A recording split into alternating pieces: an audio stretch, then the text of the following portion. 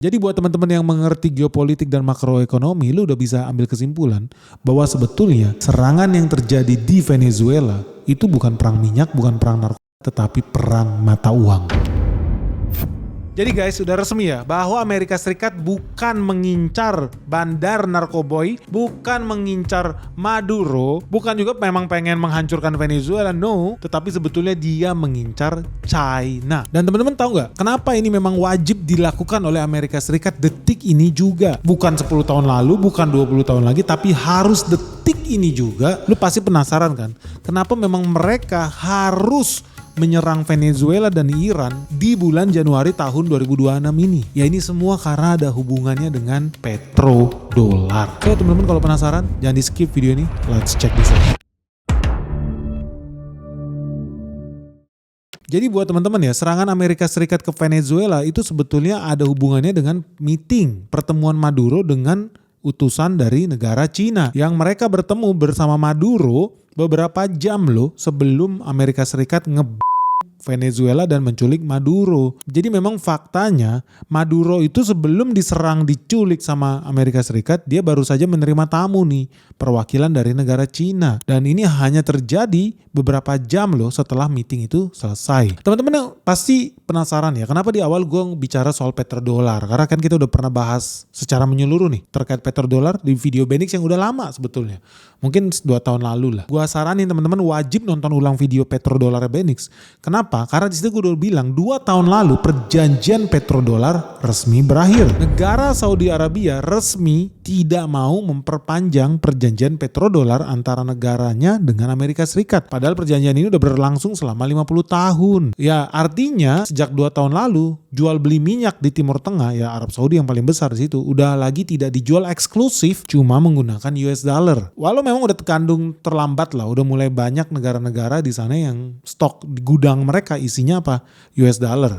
Ujung-ujungnya meskipun petrodolar berakhir, ya mereka kan udah terlanjur punya banyak stok dolar dong karena hasil bumi mereka minyak itu dong. Petrodolarnya itu dipakai buat apa? Ya ujung-ujungnya petrodolar juga udah berevolusi. Dulu memang nyawanya dolar itu ada di minyak bumi, komoditas yang paling banyak diperdagangkan ke seluruh dunia. Tapi sekarang karena mereka juga punya stok dolar dan mereka juga punya kebutuhan impor gandum, impor minyak sawit karena pengen makan gorengan, impor mobil mewah dari Rolls Royce, dari Amerika Serikat, dari Italia.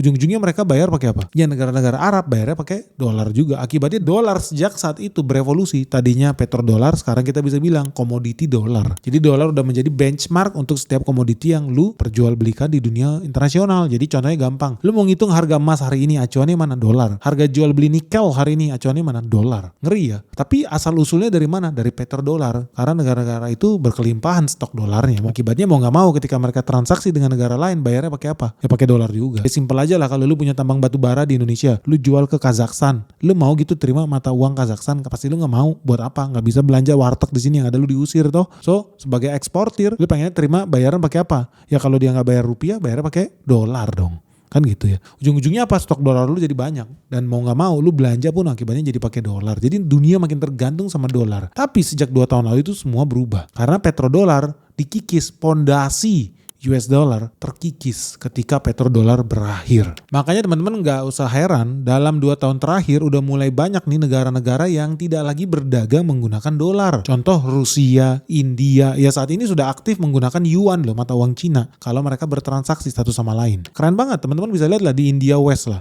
India ketika belanja minyak Rusia aja udah gak mau lagi bayarnya pakai dolar.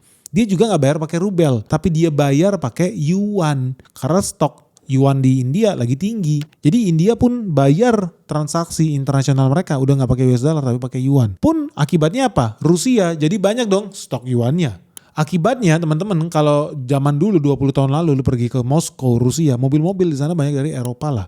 Mobil-mobil Jerman, Mercy, BMW, VW itu banyak banget di sana. Tapi sejak mereka terima yuan sebagai alat pembayaran, dan tentunya ketika mereka belanja, mereka pun belanjanya harus pakai yuan itu dong karena stoknya berkelimpahan. Apa? Hari-hari ini kalau teman-teman pergi ke Moskow itu mulai banyak truk-truk, mainan, makanan, sampai mobil merek Cina guys. Makanya jangan heran juga ketika Rusia kan punya cadangan gas minyak sangat besar ya. Mereka sekarang pun udah ketika ekspor minyak dan gas mereka nggak mau lagi dibayar pakai dolar. Pilihannya cuma 2, dibayar pakai rubel mata uang Rusia atau dibayar pakai yuan Cina. Karena hari ini Rusia ketika katakan dia mau impor beras dari Indonesia, mau nggak pakai rubel? Pasti orang di Indonesia nggak mau terima rubel karena rubel lagi disanksi sama Amerika Serikat. Nanti kita nggak bisa pakai belanja rubelnya kalau impor gandum dari Amerika. Ujung-ujungnya apa? Kita bayar Rusia pakai yuan. Makanya teman-teman jangan kaget. Kalau dalam 5 tahun ke depan akan makin banyak produk-produk made in China di Rusia. Tadinya zaman dulu paling banyak mah made in Jerman sama Spanyol di Rusia. Tapi sebetulnya hal ini udah sejak lama loh diramalkan soal kejatuhan dolar. Karena teman-teman tahu nggak sih, Venezuela diserang itu memang ada hubungannya dengan Cina. Ternyata Cina dan Venezuela itu sudah lama meninggalkan US dollar buat transaksi jual beli minyak heavy crude oil Venezuela ini guys. Jadi mereka itu udah merencanakan serangan diam-diam nih di belakang layar terhadap US dollar. Ketika di tahun 2017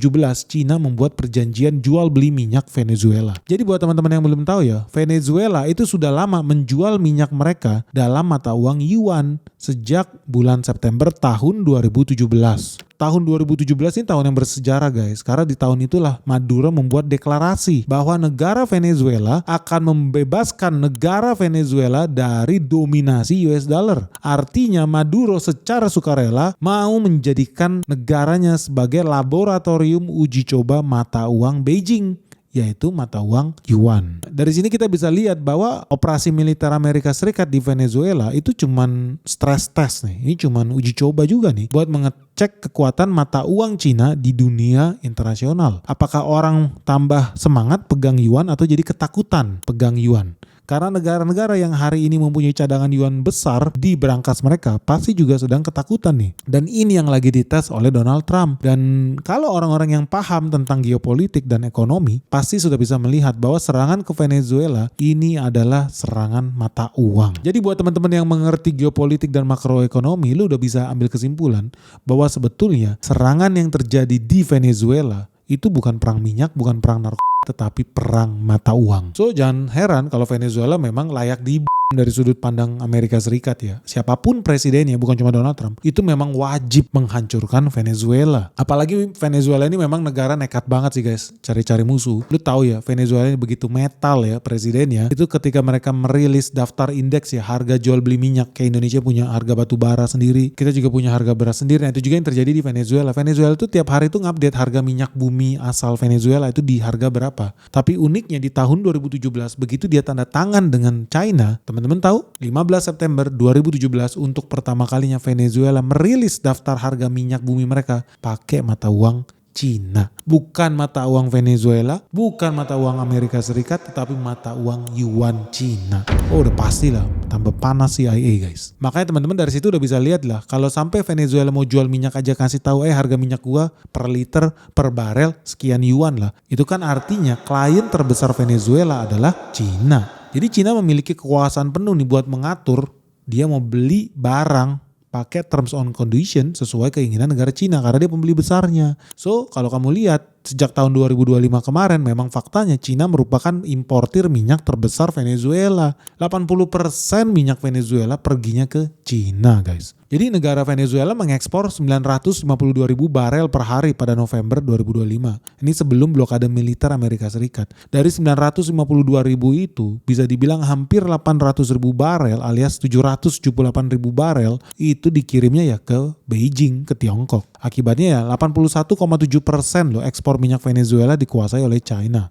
Dan enaknya lagi ya, bukan cuman Cina bisa beli pakai yuan mata uang dia sendiri yang dia bisa cetak sendiri juga, printernya mereka yang punya. Tapi Cina juga bisa beli minyak Venezuela dengan harga diskon. Nah dari sini kan kita jadi tahu ya bahwa penangkapan Maduro ini artinya ya 11-12 lah dengan peristiwa digulingkannya pemimpin tertinggi Libya yang namanya Muammar Gaddafi di tahun 2011 lalu. Jadi gue bener-bener ketika lihat berita ini, wah ini deja vu nih. Ini sama sebetulnya sama Muammar Gaddafi. Kenapa? Teman-teman kalau tahu ya kayak Saddam Hussein, Irak, Gaddafi, Libya. Kenapa dia dihancurkan, disikat sama Amerika Serikat? Ya karena mereka mencoba untuk mengkhianati US dollar guys. Ingat loh, produk ekspor terbesar Amerika Serikat yang paling sukses bukan Apple, iPhone, MacBook, bukan. Ekspor terbesar Amerika Serikat yang paling sukses adalah ekspor US dollar. Karena modalnya nothing, printernya punya dia sendiri, tinggal pencet tombol, cetak jadi duit. Lu mau butuh berapa? $100, $1,000, $1 juta, $2 juta, $2 triliun, gak jadi masalah. Printernya gue yang punya. Ngeri gak? Uang kertas ditukar dengan barang asli. Minyak, mobil, tembaga, emas. Ini salah satu bentuk penipuan terbesar sih sepanjang sejarah. Dan buat para pemimpin-pemimpin dunia yang berani mengkhianati US dollar, ya siap-siap aja digulingkan. So buat teman-teman yang masih muda yang belum tahu ya, karena mungkin lu belum lahir juga, situasi yang terjadi di Venezuela ini sebenarnya udah pernah terjadi di masa lalu. Terjadi di Irak di era Saddam Hussein dan juga terjadi di Libya di era Muammar Gaddafi. Jadi saat itu pemimpin tertinggi Libya yaitu Kolonel Muammar Gaddafi, dia sudah punya rencana untuk membuat mata uang sendiri. Mata uang yang dinamakan sebagai dinar Afrika. Jadi ini mata uang emas berbasiskan emas yang akan digunakan untuk mengurangi ketergantungan bangsa-bangsa di Afrika terhadap perdagangan yang menggunakan US dollar. Dan pada saat itu duit franc Prancis. Jadi saat itu negara Afrika kan memang banyak wilayah yang dijajah sama Prancis. Jadi banyak negara-negara Afrika yang dipaksa diwajibkan pakai mata uang franc Prancis. Nah ini yang bikin Muammar Gaddafi marah. Kenapa negara Afrika yang sangat kaya punya zamrud, berlian, emas, minyak di mana-mana, kok ketika berdagang wajib pakai uang palsu yang namanya US dollar atau Prancis franc. Jadi Muammar Gaddafi pengen menciptakan sistem keuangan yang independen lah dari negara-negara barat. Ya backingnya ya hasil sumber daya alam Afrika sendiri supaya negara mereka ketika berdagang jangan minyak-minyak, zamrud, batu mulia, permata yang dari Afrika dijual ditukar sama uang palsu. Dia mau itu ditukar sama emas. Pinter nih Gaddafi, dia nggak percaya sama US dollar. Dia tentu saja ya rencana brilian Gaddafi ini dilihat sebagai ancaman buat kekuatan barat. Akibatnya ya negara-negara barat mulai merencanakan buat menggulingkan Gaddafi, bahkan membunuh dia. Dan faktanya memang ada email yang bocor nih, email dari Hillary Clinton yang saat itu merupakan pejabat ya di pemerintahan Amerika Serikat. Dia memberikan bocoran bahwa memang permintaan Libya yang mau menggantikan dolar dengan emas sebagai alat pembayaran minyak-minyak Afrika ini membahayakan posisi Amerika Serikat. Makanya jangan heran di tahun 2011 NATO kemudian meluncurkan serangan militer ke Libya, membombardir Libya. Jadi ini NATO yang membombardir, artinya bukan cuma Amerika Serikat tapi negara-negara Eropa bersatu padu untuk menghancurkan Libya yang ujung-ujungnya Gaddafi mati guys. Dan akibatnya proyek dinar emas Afrika batal dilaksanakan sampai detik ini guys. Jadi masih banyak orang-orang di Afrika mereka menjual berlian mereka ditukar sama ya uang hasil cetakan printer di Amerika Serikat. Nah itu dari situ lu bisa lihat ya itu baru rencana Gaddafi aja Amerika udah ketakutan. NATO aja sampai bombardir Libya loh. Mereka takut padahal baru rencana, baru proposal bisnis nih dari si Gaddafi ngide udah dibombardir guys. Apa yang dilakukan Venezuela bukan cuma rencana, ide, berfantasi, no. Dia udah tanda tangan dan dijadikan kenyataan untuk merubah petrodolar Venezuela menjadi yuan. Makanya Amerika Serikat takut banget sama Venezuela. Dan memang mereka wajib takut guys. Kenapa? Guys, kemarin kita bikin video khusus spesial tentang masa depan batubara di tahun 2026. Teman-teman penasaran gak gimana kalau masa depan sektor yang lain? Apalagi kemarin Venezuela habis diculik presidennya. Harga minyak dunia akan seperti apa? Termasuk harga emas, harga silver yang tahun ini aja udah meroket lebih dari 100% dalam 1 tahun terakhir. Kita belum bicara soal sektor lain seperti pariwisata, sektor perbankan, sektor pertambangan. Apalagi kita sudah memasuki era di mana faktor geopolitik menjadi salah satu faktor yang paling penting dalam menyusun strategi ekonomi kalian. Jadi buat teman-teman para pelaku usaha, orang-orang di pemerintahan, duta besar sekalipun sampai akademisi dan investor yang ada di Indonesia, lu penasaran gak sih gimana sudut pandang Benix tentang outlook ekonomi Indonesia di tahun 2026 ini? Kalau lu penasaran, yuk segera join di acara spesial Benix Economic Outlook 2026 di Titan Center Bintaro hari Sabtu tanggal 24 Januari jam 2 siang. Segera daftarkan dirimu sekarang juga kalau yang mau ikutan acara spesial Benix Economic Outlook 2026, kursinya terbatas. Segera daftarkan dirimu melalui nomor WhatsApp yang ada di bawah ini atau scan kode QR code yang ada di sini. Oke guys, sampai ketemu di Benix Economic Outlook 2026 hanya di Titan Center Bintaro. Dan memang mereka wajib takut guys. Kenapa? Karena teman-teman tahu nggak? Pangsa dolar ya, market share dolar di dunia global ini udah berkurang. Drop parah loh. Sekarang dropnya itu 18% sejak tahun 99. Dalam 20 tahun terakhir aja itu udah drop ekstrim. Di tahun 1999, pangsa pasar US dollar itu 71% guys. Jadi US dollar itu menguasai peredaran mata uang di planet bumi. 71% perdagangan dunia. Lu liburan kemanapun pasti lu bawa US dollar. Mereka begitu powerful. Diterima di mana-mana. Tapi saat ini ya, data menunjukkan tahun 2024 market share dolar itu tinggal 57% guys. Artinya drop parah loh, drop lebih dari 18%. Dan kalau ini dibiarkan terus-terusan, lama-lama US dollar jadi minoritas di bawah 40%. So wajar aja kalau memang Donald Trump wajib menghancurkan musuh-musuh US dollar sesegera mungkin sebelum terlambat. Terlambat apa? Teman-teman tahu gak sih? Ketika US dollar itu menjadi penguasa mata uang. Ini penting banget loh, bisnis mata uang ini sangat-sangat profitable. Ketika US dollar sangat powerful di dunia ini dan punya pangsa pasar terbesar, lu artinya memberikan Amerika Serikat kekuasaan untuk apa? At least 3 ini. Pertama, bisa cetak uang, seenak jidat. Cetak uang, uangnya dipakai buat beli emas. Valid.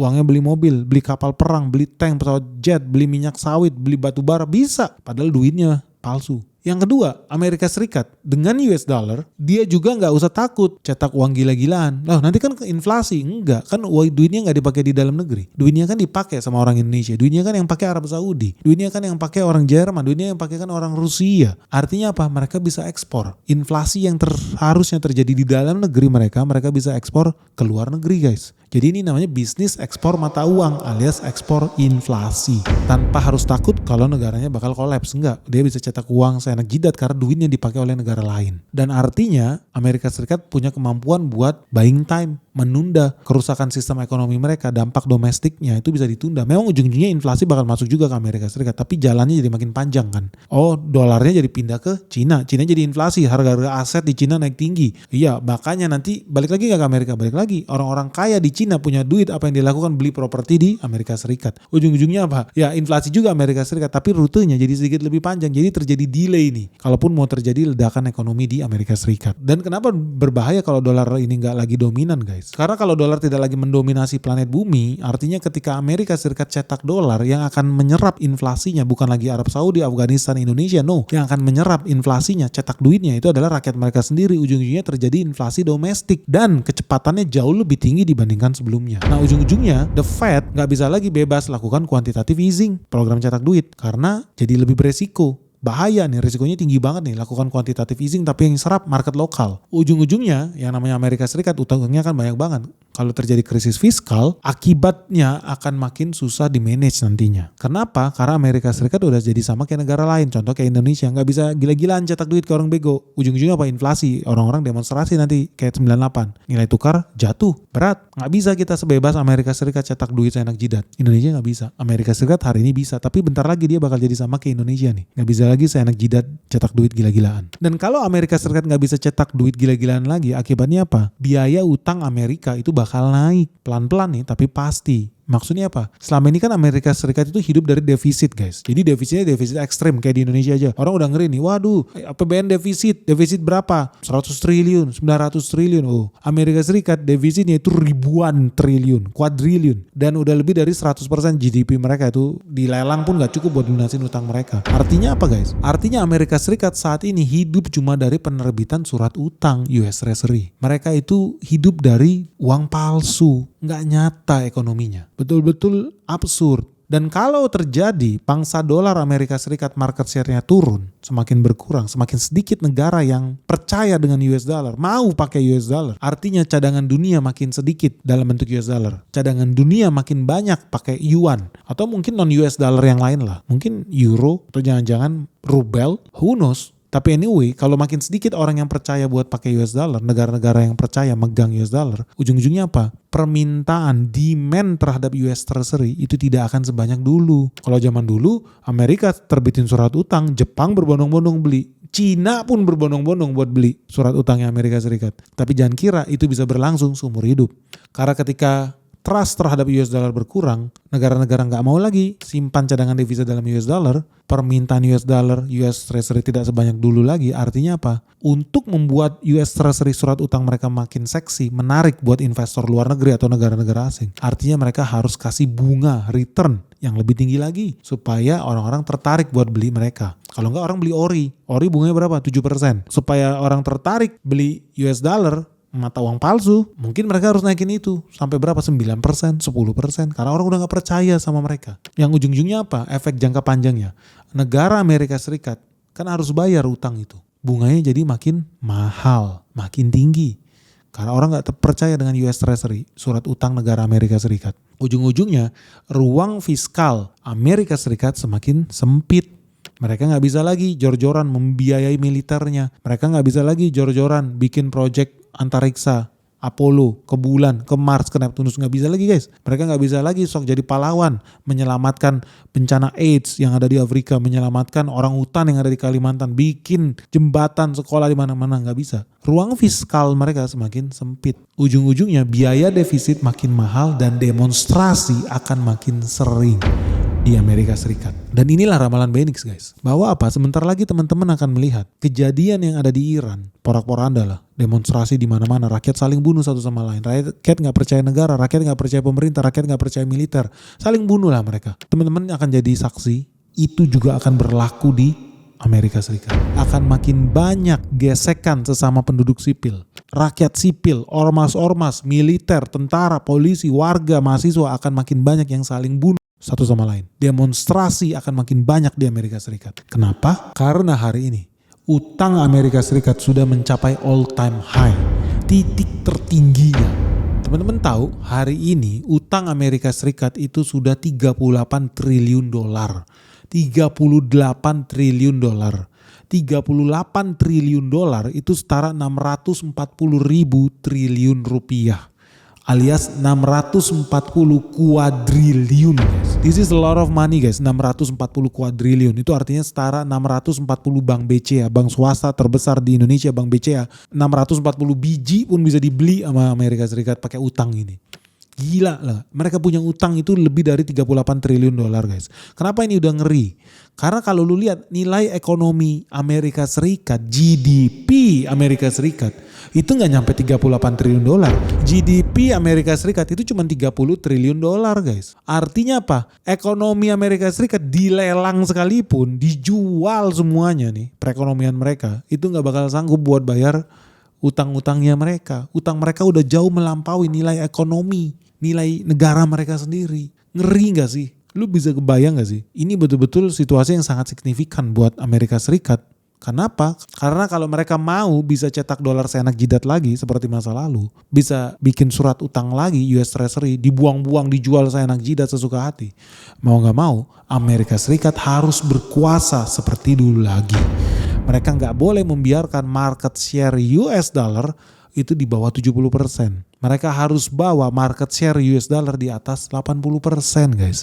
Artinya akan makin banyak nih negara-negara yang dibantai sama Amerika Serikat. Wajib dia lakukan itu. Kalau enggak mereka akan jadi kayak negara normal seperti Indonesia. Gak bisa seenak jidat cetak duit. Mereka takut karena mereka punya privilege itu. Privilege cetak duit gila-gilaan. Kalau mereka nggak segera lakukan akuisisi terhadap negara-negara pengkhianat ini, mereka bakal menjadi negara normal. Itulah ketakutan terbesar mereka. Nah yang jadi pertanyaan, apakah negara Cina akan diam saja ya kalau Amerika Serikat terus-menerus merongrong mereka? Karena ujung-ujungnya pasti akan terjadi blokade militer nih di Laut Cina Selatan. ASEAN pasti diadu domba juga. Kalau di level negara, rakyat Iran diadu domba dengan rejim penguasa di Iran. Begitupun di Venezuela, begitupun di Indonesia.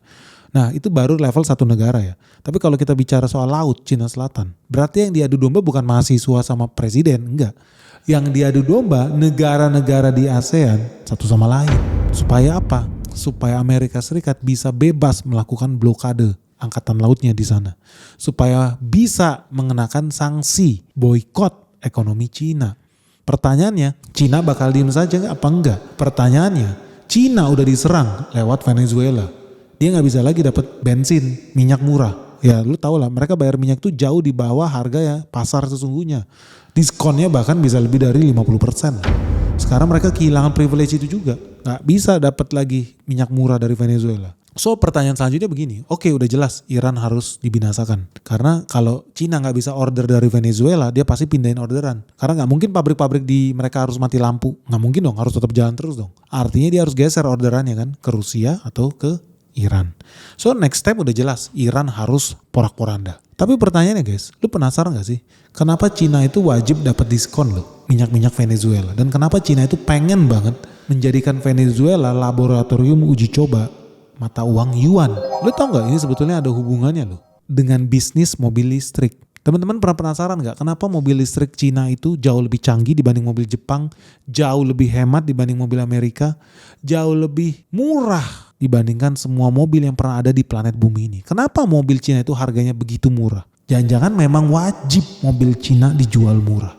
Walaupun teknologinya, safety-nya jauh lebih baik dibanding mobil Jepang dan mobil Amerika. Tapi kenapa ya Cina ngotot banget jual itu murah? Teman-teman ada yang tahu nggak alasan dibalik itu semua? Kalau lu penasaran, kita bakal bahas lebih detail alasan ini di Benix Economic Outlook 2026 yang akan menjawab pertanyaan lu. Makanya teman-teman segera daftar ya di acara kita di Benix Economic Outlook tanggal 24 Januari hari Sabtu di Titan Center Bintaro. Di situ akan terjawab penasaranmu. Dan yang lebih seru lagi guys, lu tahu gak sih sebetulnya ya kejatuhan Maduro itu udah diramalkan loh oleh pendahulunya yang bernama Hugo Chavez, Presiden Venezuela. Waktu memberikan interview di tahun 2009, dia sudah membuat pernyataan ini. Yang sayangnya dianggap orang-orang saat itu nggak mungkin, dia terlalu paranoia. Nggak mungkin lah, lu terlalu percaya teori konspirasi. Apa sih sebetulnya kode rahasia Hugo Chavez sebelum dia mati meninggalkan dunia ini? Pilih dong salah satunya, kita lebih baik bahas yang mana ya nanti di Titan Center. Hubungan Cina, Venezuela, Amerika Serikat, dan bisnis-bisnis yang terkait atau yang nomor 2. Apa yang dilihat Hugo Chavez? Apa yang akan terjadi di planet bumi ini menurut Hugo Chavez? Oke guys, segera tulis jawaban kalian di bawah ini. Dan yang lebih penting lagi, selain Iran, ada loh negara yang akan di take over oleh Amerika Serikat di Asia juga. Jadi bukan Greenland, bukan Kolombia. Lu udah tahu belum? Negara apa sih yang bakal di take over oleh Amerika Serikat? Ya tentunya karena berhubungan dengan Cina juga. Apakah Indonesia atau bukan ya? Yuk tulis yuk jawaban kalian di kolom komentar di bawah ini. Menurut kalian selanjutnya setelah Iran di take over, negara apa yang bakal digoncang, dibakar sama Amerika Serikat? Dan alasannya kenapa? Tulis di kolom komentar di bawah ini. Semoga video ini bermanfaat. Salam sehat, salam cuan, bye-bye.